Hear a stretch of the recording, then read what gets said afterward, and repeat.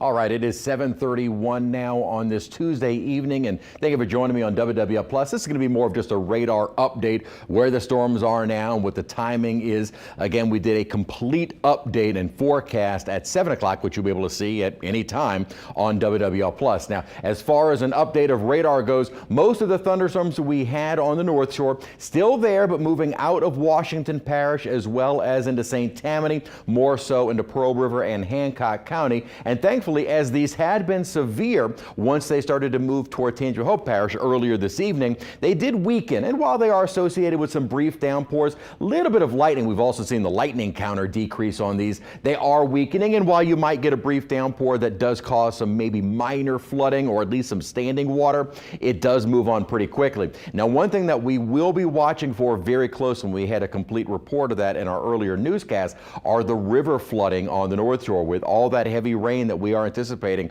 we could see some of those rivers increase and possibly even flood their banks. Something we'll be watching closely through early tomorrow morning when the rainfall really continues. Now, as far as the metro area goes, heavy rain has moved out, what little heavy rain that we did have around the area. And again, it looks like we may have a bit of a lull in the rain through the next couple of hours. Now, the heaviest of the rain that would cause the more significant flooding concerns, that starts to approach maybe the Kentwood, Amite area around 10 o'clock. It continues across the North Shore, moving deeper into Mississippi during the midnight hour. Now, per this model, while we do get into some rainfall in the metro area, it's not nearly as intense. We'll see. I don't always completely agree with the intensity forecast on these forecast models, but we will see. Note there's kind of another round of storms out over Baton Rouge and Lafayette after midnight. Either way, though, we'll continue to see scattered storms during the overnight and early morning hours of Wednesday. And it looks like during that time our rain coverage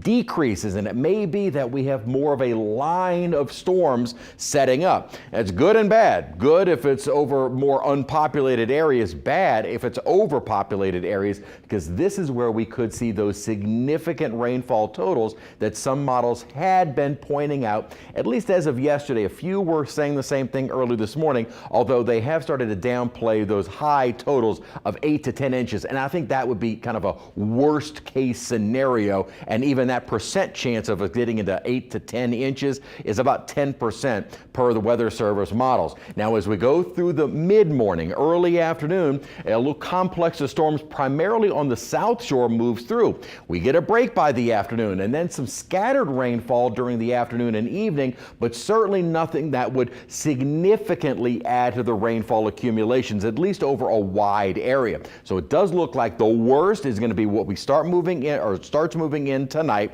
after about 10, continues after midnight, going toward daybreak tomorrow, and wrapping up maybe about noon or 1 o'clock. Now, that is a long duration of some heavy rainfall, although we should also see some breaks here and there. Now, as we start our Thursday, dry. And note, this model really is not playing up our rain chances during the day on Thursday. That would be phenomenal. Now, we still do have a low-end threat for street flooding on Thursday, as well as a low threat for severe weather on Thursday. So obviously, what the Weather Prediction Center and the Storm Prediction Center are saying, not in agreement with this particular high resolution model. I do like our precision cast model. It has proven itself numerous times. When other models have said one thing, the precision cast has actually been the more correct. So we will see. As we go into Friday morning, a dry start, may start to see some pop-up showers, although some of the longer range models actually keeps kind of a complex offshore. Now, if that is the case, great news, but if this complex actually is a little bit more north, then we would be looking at another round of some heavy rainfall. At least as of right now,